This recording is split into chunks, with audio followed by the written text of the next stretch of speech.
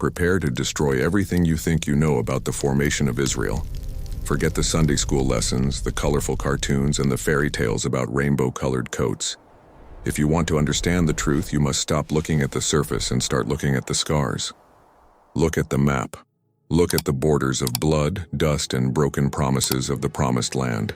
If you open the book of Joshua and analyze the division of the lands, you will see names that have echoed through the millennia. Judah, the lineage of kings. Benjamin, the warrior's bow. The brute force of Dan. The silent persistence of Naphtali. But try to find among the geographical borders the name of the man who was the sun, around which the entire family constellation orbited. Try to find the territory of Joseph. You won't find it. The man who was the absolute protagonist of nearly a third of the entire book of Genesis. The hero who prevented human civilization from collapsing under the weight of a global famine. The ruthless administrator who transformed Egypt into the first economic empire in history. He simply does not have a tribe named after him. Joseph's name is a cartographic ghost. How is it possible that Jacob's favorite heir, the man who received the royal name of Zaphenath-Paneah, the savior of the world, was erased from the geographical record of his own people's inheritance? The question any attentive mind asks is immediate, almost a cry into the void. What happened to Joseph? The answer is not an administrative error by a tired scribe.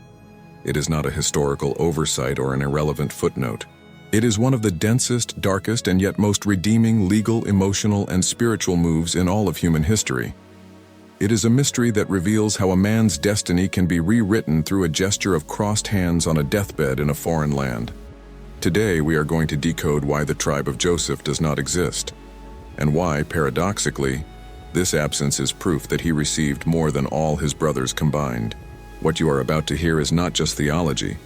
It is a mirror of your own life. It is about the times you were erased only to be multiplied. To understand Joseph's disappearance from the map, you must first descend into the deep layers of what a tribe meant in the ancient Near East. In today's world, names are labels. In Jacob's world, names were destinies. A tribe was not a romantic clan. It was a unit of absolute survival. It was your state, your court of justice, your defense militia, and above all, your guarantee of bread. Without a tribe, you were a hapiru, a term from that era for outcasts, landless men, ghosts wandering through foreign territories without rights or protection. Having your name listed among the 12 tribes of Israel was not a symbolic honor. It was the only thing separating a family from total extinction. When the land of Canaan was divided centuries later, every lot cast before Joshua was a sentence of the future. That division defined who would have the fertile pastures and who would have the salt deserts. And here is where the mystery deepens. The system of the 12 tribes traces directly back to the 12 sons of Jacob, the patriarch who wrestled with an angel and came out limping, but with a new name, Israel. The original names were Reuben, Simeon, Levi, Judah, Issachar, Zebulun, Dan, Naphtali, Gad, Asher, Joseph, and Benjamin. 12 pillars to sustain a nation. The obvious expectation was that the map would be an exact reflection of this biology. But God's mathematics rarely respects human logic. It is circular, full of shadows, ironies, and twists that defy the right of primogeniture. The reason the math doesn't add up is a story that begins in Egypt on a deathbed, where a blind and exhausted patriarch decided that love and spiritual vision were more important than the law of men. But before we reach that deathbed, we need to understand the trauma that brought us here. We need to talk about Joseph's shadow. In Carl Jung's analytical psychology, the shadow represents everything we deny in ourselves. Joseph was the light of Jacob's house, the son of the beloved wife Rachel. He was the poor Eternus, the eternal youth, the dreamer who saw the sun, the moon, and the stars bow before him.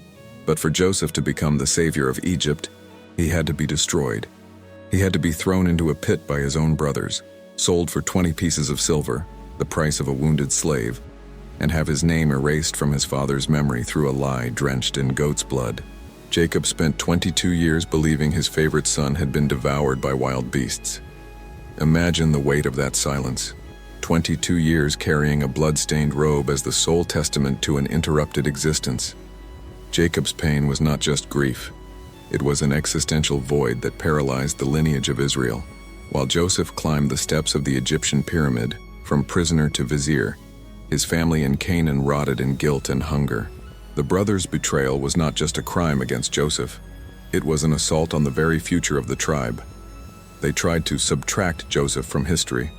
But what they didn't know is that, in the logic of redemption, every unjust subtraction prepares the ground for an extraordinary multiplication. When the famine finally strikes and the brothers are forced to descend into Egypt to buy grain, they bow before a ruler they do not recognize. Joseph now wears fine linen, wears the Pharaoh's signet ring, and speaks through interpreters. He has become Zaphanath-Paneah. The name Joseph was dead to the world. He was an Egyptian in everything but heart. And here is the first great secret of this mystery. To save his family, Joseph had to give up his original identity. He had to become a stranger so that his people could have a home. And this death of identity in Egypt is what sets the stage for his final disappearance from the map of the tribes. When Jacob finally discovers that his son lives, the biblical text says his spirit revived. He descends to Egypt not as a miserable immigrant, but as a patriarch going to meet a king. The reunion in Goshen is one of the densest scenes in human history. It is the collapse of decades of lies and pain under the weight of an embrace. Jacob lives his last 17 years in Egypt. And here the Bible gives us a fascinating numerical clue. Jacob lived 17 years with Joseph in Canaan before the betrayal. And now he lives exactly 17 years with him again before he dies. 17 years of possession, 22 years of loss, 17 years of restitution. The cycle is complete. But Jacob knows his death cannot be the end of the story. He knows that to ensure Joseph is never again vulnerable to his brother's envy, he must make a legal move that changes the DNA of Israel's inheritance forever. In that dark room, where the scent of Egyptian incense mixes with the sweat of death, Jacob calls Joseph. He doesn't just want to say goodbye. He wants to perform a transaction.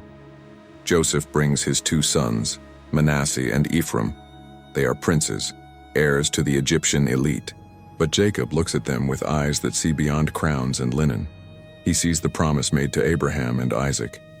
And what he says to Joseph at that moment is what begins to erase Joseph's name from the map, to write it into eternity. He says, "Your two sons are mine." At that exact moment, the name Joseph begins to vanish. Why? Because Jacob is performing an illegal adoption under the light of tradition. He is stealing the grandsons to turn them into sons. He is saying that Ephraim and Manasseh will not just be descendants of Joseph.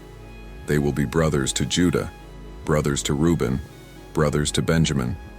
By elevating the grandsons to the level of sons, Jacob is creating an anomaly in the family tree. If Joseph is the father and his sons are now his brothers, what happens to Joseph's portion? The answer is what theologians call the double portion. Joseph did not disappear because he was punished. He disappeared because he was rewarded so vastly that a single tribe could not contain him. The name Joseph was divided so it could grow. It was fragmented so that the promise of multiplication could be fulfilled. But what happened when Jacob crossed his hands? Why did Joseph try to stop his own father? And how does the tribe of Levi, the priests, fit into this mathematical equation to keep the number 12 intact? As the incense smoke twirled in that dimly lit room in Goshen, a seismic shift in the spiritual tectonic plates of Israel was taking place. Joseph, ever the perfectionist, ever the man of order who had organized the grain of an entire empire, stood there confused. He had brought his sons, Manasseh and Ephraim, seeking a simple blessing for the next generation. But Jacob, ancient and blind, was performing a ritual that defied the very laws of gravity in the ancient world. To understand why Joseph's name had to be erased to be multiplied, we must look at the hands of the dying man. In the ancient Near East, the right hand was not just a limb, it was the hand of power. It carried the weight of the Bekorah, the birthright. It was the physical manifestation of the primary inheritance. Joseph, knowing his father's eyes were dimmed by cataracts and age, carefully placed Manasseh the firstborn at Jacob's right hand. He placed Ephraim the younger at the left. It was a setup for a standard predictable blessing. But Jacob performed the punch. With a deliberate, agonizing slowness, Jacob reached out and crossed his arms. He placed his right hand on the head of the younger Ephraim, and his left hand on the head of the firstborn Manasseh. Joseph's reaction was visceral. The text tells us it displeased him. In the Hebrew, it implies a sense of deep wrongness. Joseph tried to physically seize his father's hand, the hand that had once held the power of the patriarch, to move it back to the correct head. "Not so, my father," Joseph cried. "This is the firstborn." But Jacob, with a strength that shouldn't exist in a dying frame, refused. "I know, my son, I know." In those 7 words, Jacob wasn't just dismissing Joseph's concern, he was validating a life spent under the radical grace of a God who does not follow human hierarchies. Jacob was a man who had lived his whole life as a younger brother, who had wrestled away the blessing from the elder. He was a man who saw that in God's economy, the natural order is often a distraction from the divine order. By crossing his hands, Jacob was prophesying the future of the tribes. He was declaring that the name Joseph was too heavy for one man to carry, and the blessing was too vast for the firstborn to monopolize. He was breaking the mold of biology to establish the mold of destiny. This is the moment where the Joseph mystery takes its sharpest turn. By adopting Ephraim and Manasseh as his own sons, Jacob effectively gave Joseph a double portion. Under the law of Moses, which would be codified centuries later but existed in principle even then, the firstborn was entitled to twice as much as any other brother. By giving Joseph 2 tribes instead of 1, Jacob was legally crowning the souled brother as the true heir of the family's future. But there is a dark, noir-like irony here. In order to receive the greatest reward, Joseph had to see his own name vanish from the ledgers of the land. Think about the psychological toll. Joseph had spent his life building a name in Egypt. He had risen from a slave to a godlike figure, but in the sacred registry of Israel, his name was being bypassed in favor of his children. In Jungian terms, this is the death of the ego.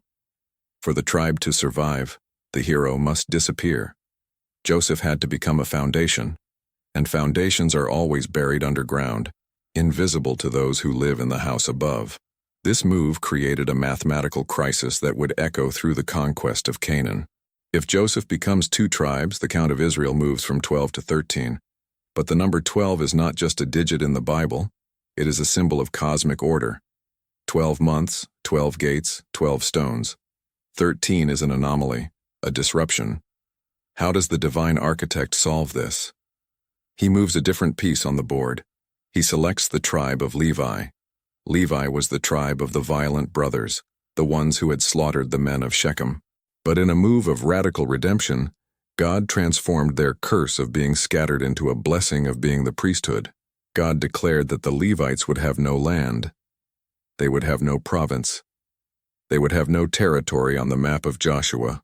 "I am your portion," God told them. By removing Levi from the land ownership registry, the number of territorial tribes returned to a perfect 12. Reuben, Simeon, Judah, Issachar, Zebulun, Dan, Naphtali, Gad, Aser, Benjamin, and the 2 new sons, Ephraim and Manasseh. 12 names on the map, 12 regions.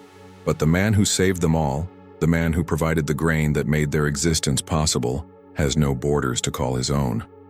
Joseph's erasure from the map was the ultimate act of accolimento, the welcoming of the broken. His absence made room for others.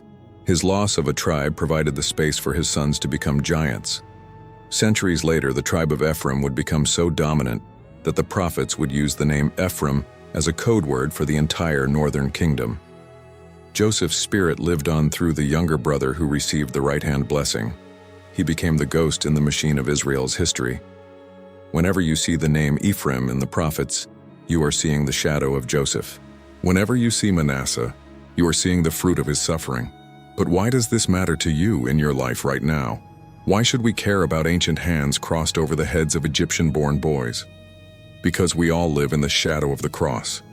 Not just the cross of Calvary, but the crossed hands of Jacob. We all face moments where the natural order of our lives is disrupted. We face moments where it feels like we are being bypassed, where our names are being removed from the list of the rewarded, where we are being erased in favor of something else. The mystery of Joseph tells us that when God crosses his hands in your life, it isn't a mistake, it's a multiplication. The erasure of Joseph's name wasn't a punishment for his time in Egypt. It was the only way to contain the magnitude of his reward. He was too big for one tribe. He was too significant for one territory. He had to be broken to be distributed. As we move into the third part of this mystery, we must ask, what happened to these two tribes?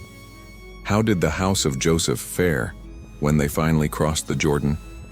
And why does the book of Revelation bring Joseph's name back from the dead at the very end of time? The map of the world may forget you, but the ledger of eternity has a memory like fire. When the dust of the desert finally settled and the trumpets of Jericho fell silent, the map of the promised land began to take shape. This was the moment of truth. This was the moment where the crossed hands of a dying patriarch in Egypt became the geopolitical reality of a new nation. And it is here that we see the true genius and the true burden of Joseph's disappearance. As Joshua, himself a descendant of Ephraim, began to cast the lots, a pattern emerged that would define the next 500 years of human history. The house of Joseph, the combined force of Ephraim and Manasseh, did not just receive a portion of the land. They received the heart of it.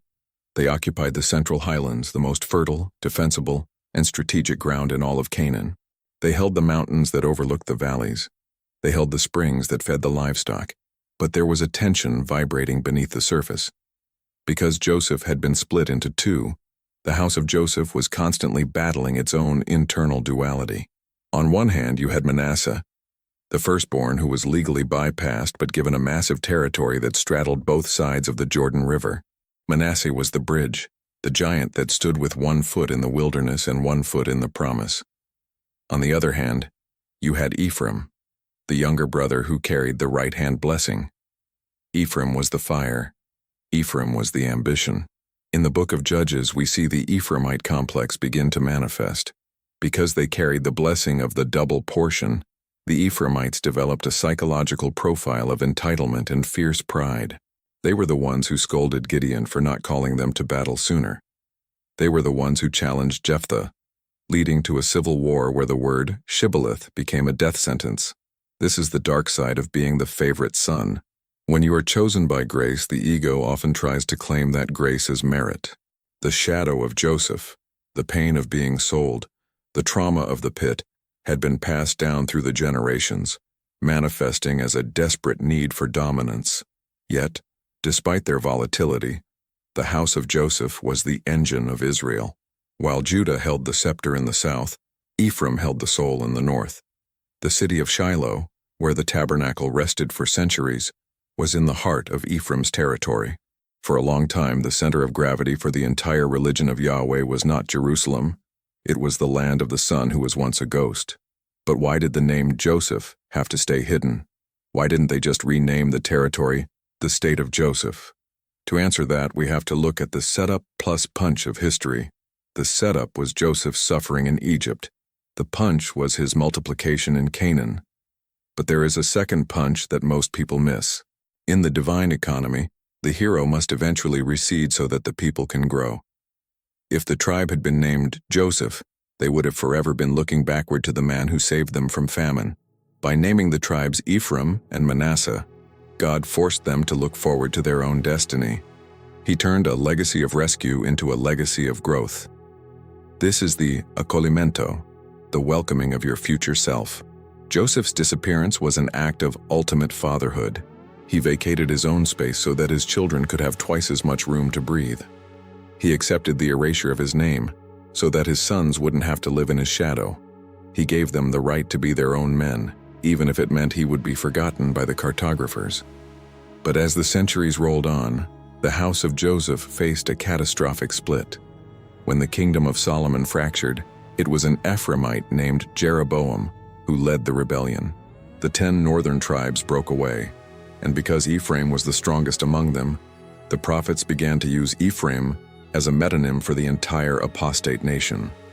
This is where the story gets noir, where the cinematic lighting turns to high-contrast shadows. The prophets, Hosea, Amos, Jeremiah, began to cry out against Ephraim. They saw a tribe that had forgotten the source of its blessing.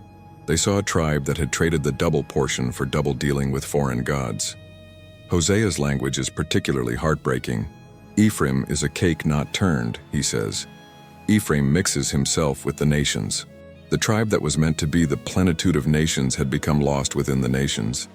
And yet, even in the midst of judgment, the name Joseph begins to whisper from the pages again. When God speaks of his longing to forgive the north, he doesn't just say, "I miss Ephraim." He says, "Is Ephraim my dear son? Is he a pleasant child? For as often as I spoke against him, I do earnestly remember him still." And in the most tectonic prophecy of all, Ezekiel is told to take 2 sticks. On one he writes, "For Judah." On the other he writes, "For Joseph, the stick of Ephraim." God never forgot the man in the pit. He never forgot the boy with the tunica. Even when the tribes of Ephraim and Manasseh were carried away into the Assyrian captivity, becoming the lost 10 tribes, the name of Joseph remained as a placeholder in the heart of God. The erasure was only temporary. The disappearance was a strategic retreat. In the psychology of the dark documentary, we often talk about the long return. The idea that something lost in the first act must reappear in the third act, transformed and vindicated. Joseph's name is the ultimate example of this narrative arc. He disappears in Genesis 48, buried under the names of his sons. He stays hidden through the wars of Judges, the gold of Solomon, and the fire of the prophets. He is a ghost for 1,000 years. But then we open the final book of the Bible, the book of Revelation, the climax. In Revelation chapter 7, the heavens open, and the seal is set upon the 144,000 from the tribes of Israel. And there, in the list of the redeemed, something impossible happens. The list is different. The names have shifted again. The tribe of Dan is gone. But in its place, the name Joseph returns to the ledger. After millennia of being a cartographic ghost, after centuries of having his name sacrificed for the double portion, Joseph is called back to the stage. It is the ultimate setup plus punch. The setup was the erasure in Egypt. The punch is the restoration in the New Jerusalem. As we move into the final part of this investigation, we have to ask, what does this return mean for us? Why does the name Joseph come back at the end of the world? And why is it paired with Manasseh while Ephraim, the favoritum, is left off the list? The mystery of the tribo que no exist is about to reveal its final, most insane secret. It's a secret about who gets remembered when the world is on fire. We have reached the final layer of the architectural shadow. We have seen Joseph sold for silver, risen to the throne of the Nile, and then, most strangely, erased from the map of his own father's inheritance.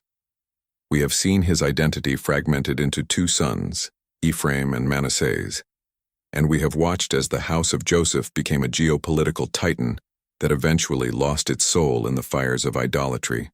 But a story that begins with a miracle cannot end in a graveyard. This is the climax. This is the moment where the dark documentary of Joseph's life reveals its final, most devastating truth. Nothing that is given to God is ever truly lost.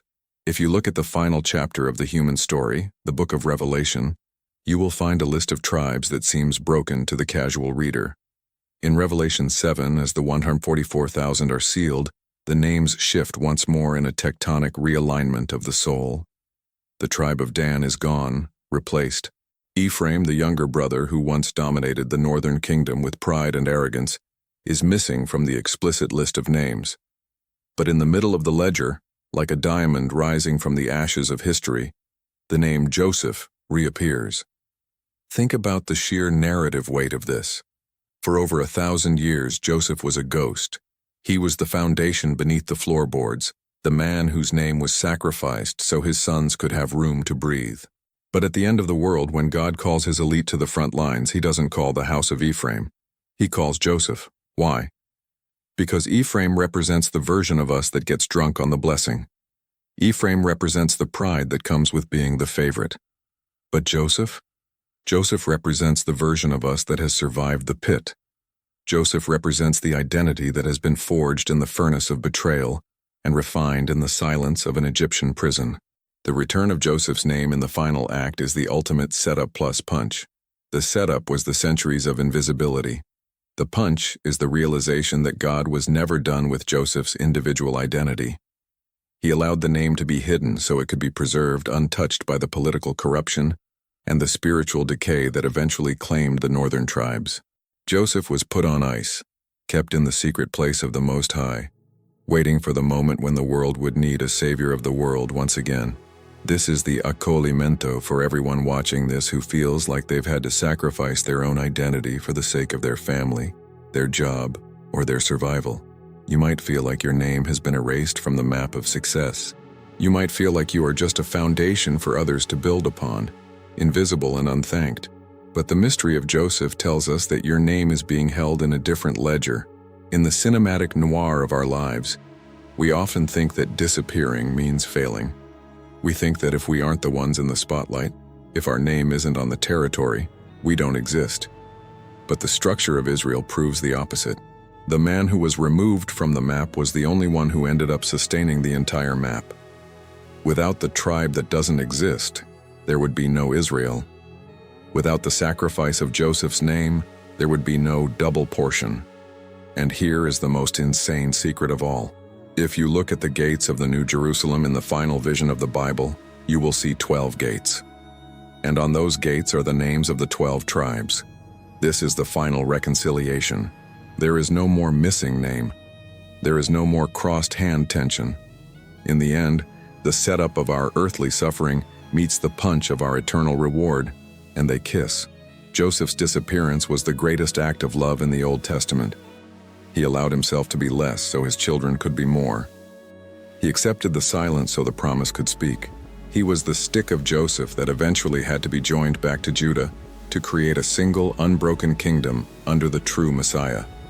The one who, like Joseph, was sold for silver, stripped of his clothes, and raised from a pit to save the world. So, as we close this investigation into the ghost of the map, I want you to look at your own life through this lens. The crossed hands of fate are not a mistake. The erasure of your recognition is not a sign of abandonment. You are being Josephed. You are being multiplied in the dark. Your name is being removed from a small dusty map of human approval so that it can be engraved on a gate of pearl. The tribe of Joseph does not exist on the maps made by men because Joseph is the one who owns the map. He is the provider. He is the one who still has the grain when everyone else is starving. If this journey into the dark history of the Invisible tribe has resonated with your soul, if you've felt the weight of Joseph's silence in your own life, then you know this wasn't just a history lesson. It was an invitation. Don't be afraid of the erasure. Don't be afraid of being the foundation. The world might not see the name of Joseph on the borders of the land, but the King sees it on the hearts of the redeemed. Subscribe to join our deep dives into the shadows of history. Share this with someone who feels like they've been erased. And tell me in the comments, are you in your pit stage, your palace stage, or have you finally reached the stage where you're okay with being invisible for the sake of the promise? I know, my son. I know. The map is changing. The names are being rewritten, and the best is yet to come.